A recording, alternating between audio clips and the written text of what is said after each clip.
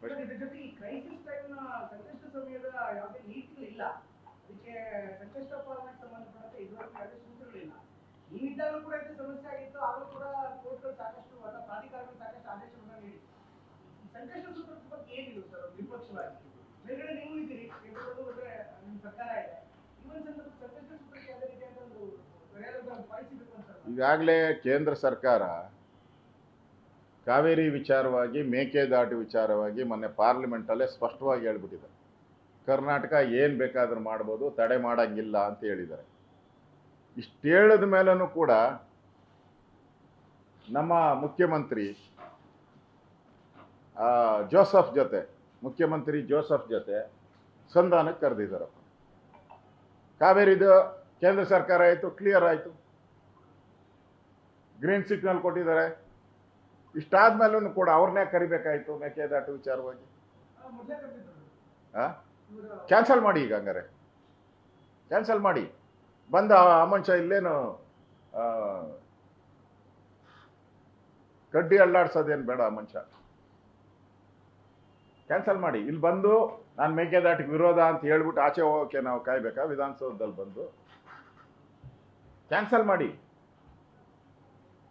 ಬಂದು ಅವರು ಕೇಂದ್ರ ಸರ್ಕಾರ ಹೇಳಿದೆ ನಾನು ಒಪ್ಪಿದ್ದೀನಿ ಅಂತ ಹೇಳಂಗಿದ್ರೆ ಅವ್ರನ್ನ ಕರೀರಿ, ಇನ್ವಿಟೇಷನ್ ಮಾಡಿ, ಬೊಕ್ಕೆ ಕೊಡಿ, ರೆಡ್ ಕಾರ್ಪೆಟ್ ಹಾಕಿ ಅವ್ರನ್ನ ಕರೀರಿ. ಇಲ್ಲಿ ಬಂದು ರೆಡ್ ಕಾರ್ಪೆಟ್ ಎಲ್ಲ ಯೂಸ್ ಮಾಡ್ಕೊಂಡು ಇಲ್ಲಿ ನಾವು ಮೇಕೆದಾಟಿಗೆ ವಿರೋಧ ಅನ್ನಂಗಿದ್ರೆ ಯಾಕೆ ಕರೆದು ಇನ್ನೊಂದು ಚಿಮಾರಿ ಹಾಸ್ಕೊಂತೀರಾ? ಮೋದಿ ಅವರು ಪತ್ರ ಬರೆದಿದ್ದಾರೆ, ಸಂಸತ್ನಲ್ಲಿ ಏನು ಉತ್ತರ ಕೊಟ್ಟಿದ್ದಾರೆ ನಮ್ಗೆ ಒಪ್ಪಿಗೆ ಇಲ್ಲ ಅಂತ. ಯಾರು? ವಿಜಯ್. ಮೇಕೆದಾಟಿಗೆ ಏನು ಉತ್ತರ ಕೊಟ್ಟರಲ್ಲ, ಅದಕ್ಕೆ ನಮ್ಗೆ ಒಪ್ಪಿಗೆ ಇಲ್ಲ ಅಂತ ಮೋದಿ ಅವರು ಪತ್ರ. ಇಲ್ಲೂ ಬಂದು ಅದನ್ನೇ ತಾನೇ ಹೇಳೋದವ್ ಮನುಷ್ಯ. ಇಲ್ಲಿ ಯಾಕೆ ಕರೆದು ಬಕ್ಕೆ ಕೊಡ್ತೀರಾ, ಬಿರಿಯಾನಿ ಕೊಡ್ತೀರಾ ಅವ್ರಿಗೆ, ಜೋಸಫ್ ಅವ್ರಿಗೆ? ಇದು ಮೇಕೆದಾಟಿಗೆ ಮಾತಾಡ್ತಿರೋದು ನಾನು ಕೇಳ್ಕೊಂಡು ನೀರು ಬಿಡೋದಕ್ಕೆ ಸಂಕಷ್ಟ ಕಾಲದಲ್ಲಿ ಸಂಕಷ್ಟ ಸೂತ್ರ ಇಲ್ಲ, ಇದುವರೆಗೂ ಕೂಡ ಪ್ರಾಧಿಕಾರ ಅದಕ್ಕೆ ಯಾವುದೇ ರೀತಿಯಾದ ಆದೇಶಗಳನ್ನು ಕೊಟ್ಟಿಲ್ಲ. ಹೀಗಾಗಿ ಈ ಸರ್ಕಾರದಲ್ಲಿದ್ದರೂ ಕೂಡ ಅವ್ರ ಪಾಲಿಸಲೇಬೇಕಾಗ್ತಾ ಇದೆ. ಈ ಸಂಕಷ್ಟ ಸೂತ್ರ ಇಲ್ದಿರೋದೇ ದೊಡ್ಡ ಸಮಸ್ಯೆ ಆಗಿರುವಂಥದ್ದು. ಸಂಕಷ್ಟ ಸೂತ್ರ ಇಲ್ದಾಗ ನಮ್ಮ ವಾದ ಏನಿದೆಯಲ್ಲ, ವಾದನೇ ಅಲ್ಲಿ ಸೂತ್ರ ಆಗೋದು.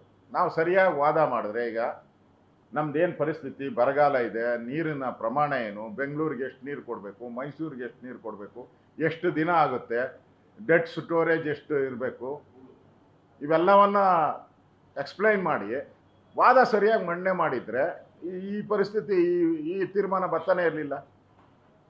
ಮುಖ್ಯಮಂತ್ರಿ ಆದವರು ಹೋಗಿ ಒಂದು ವಾರಕ್ಕೆ ಮುಂಚೆ ಹೋಗಿ ಕೂತ್ಕೊಂಡು ಡೆಲ್ಲಿ ಲಾಯರ್ಸ್ ಜೊತೆ ಮಾತಾಡಿ ಏನೇನು ಪಾಯಿಂಟ್ಸು, ಏನೇನು ಫೋಟೋಗಳು ಎಲ್ಲನೂ, ಚಿತ್ರ, ವಿಡಿಯೋ ಎಲ್ಲ ಮಾಡಿದಾರ? ಎಲ್ಲಿ ಮಾಡಿದ್ದಾರೆ? ವಿಡಿಯೋ ತೋರಿಸಿ. ಎಲ್ಲಿ ಮಾಡಿದ್ದಾರೆ ಚಿತ್ರ? ಏನು ಮಾಡಿಲ್ಲಲ್ಲ ಇವರು. CWMA ಬೇಡ ಅಂತ ಹೇಳಿದ್ರು ಸರ್, CWRC ಈಗ ಕೊಡಿ ಅಂತ ಹೇಳಿದೆ. ಅಂದ್ರೆ CWMA ಕುಡಿಯೋದಕ್ಕೆ ರಿಸರ್ವ್ ಇಟ್ಕೊಳ್ಳಿ ಅಂತ ಹೇಳಿದ್ದಾರೆ, CWRC ಹಂಚಿಕೆ ಮಾಡ್ತಾರೆ.